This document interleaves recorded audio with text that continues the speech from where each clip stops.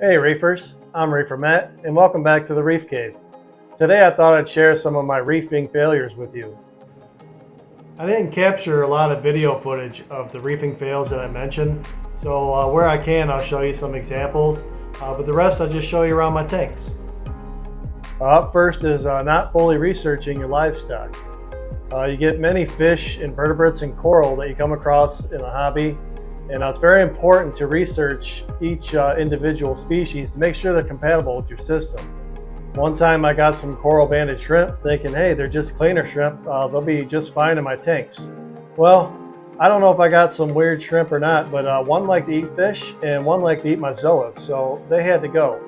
So it is possible that some species will act the way you don't think they will. So it's important to fully research any livestock that you get.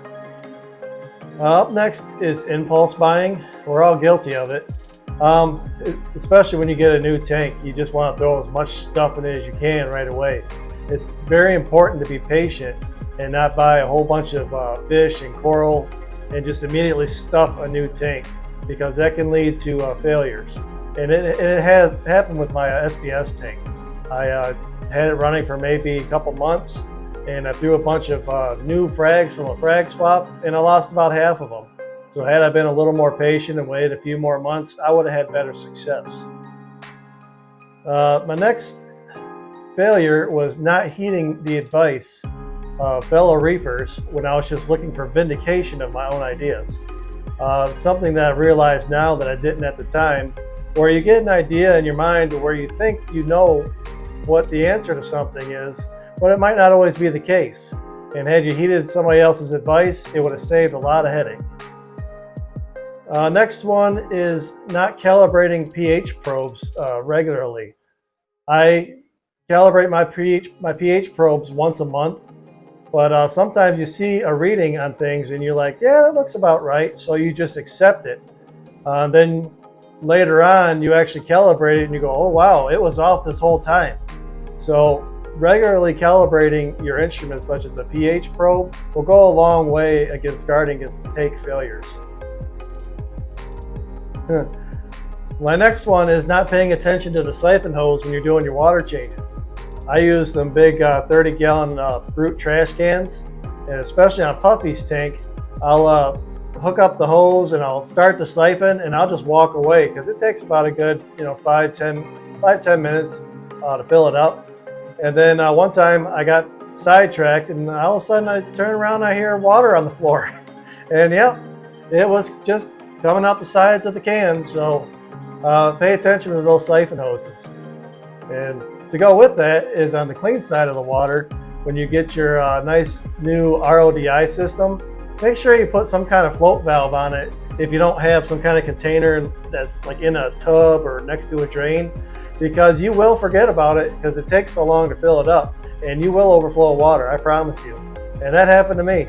I didn't have a float switch or anything, let it go, and yeah, there was water everywhere. So it's one thing to think about, get some kind of float switch on our RODI system. Up next is not checking for stray or induced voltage.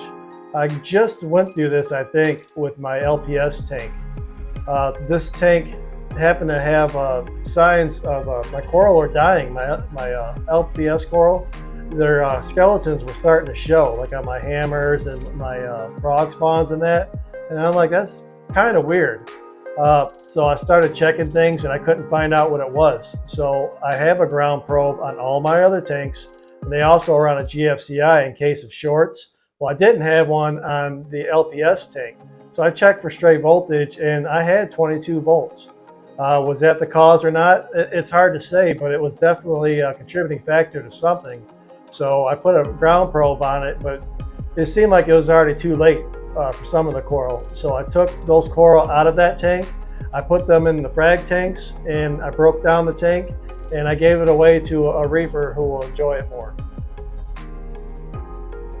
Next up is not placing coral appropriately, such as fast-growing coral, like green star polyps or some kind of pallies. Research your coral to see how fast they grow.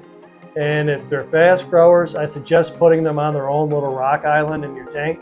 because they'll end up growing over your entire rock system in your tank, and they may outcompete some of your favorite coral. So that's one thing to look out for, and that's where I failed with green star polyps.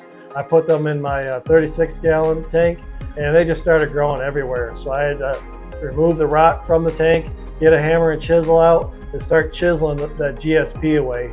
And after about 3 or 4 times, I finally got it all. Next up is not checking PAR with your LED lights.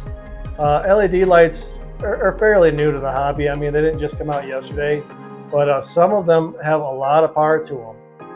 So it's real easy to just turn those things up and put a new coral into a system and fry your coral up. So I suggest just testing your PAR to see what your PAR is on your lights at 100%, and also where you need to be for your coral. Next is not quarantining your fish. On my Fowler tank and Puffy's tank, I had outbreaks of ick, and then one that was real devastating was an outbreak of velvet. I lost a triggerfish, a lionfish, and a magnificent foxface, all from a velvet outbreak from a parrotfish that I got. And I also lost a parrotfish. And I set that fish into a quarantine tank and I washed it for 2 weeks, and it seemed okay.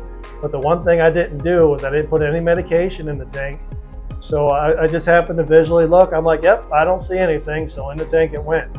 Well, after about 2 weeks, everybody got velvet. It must have just been from a stress outbreak. And I lost a few expensive and big fish that I enjoyed a lot. So I learned that lesson, to properly quarantine your fish with medication, or buy them properly quarantined, but also know that you still may have to re-quarantine them if they get stress ailments. And it's a bonus not realizing when enough is enough.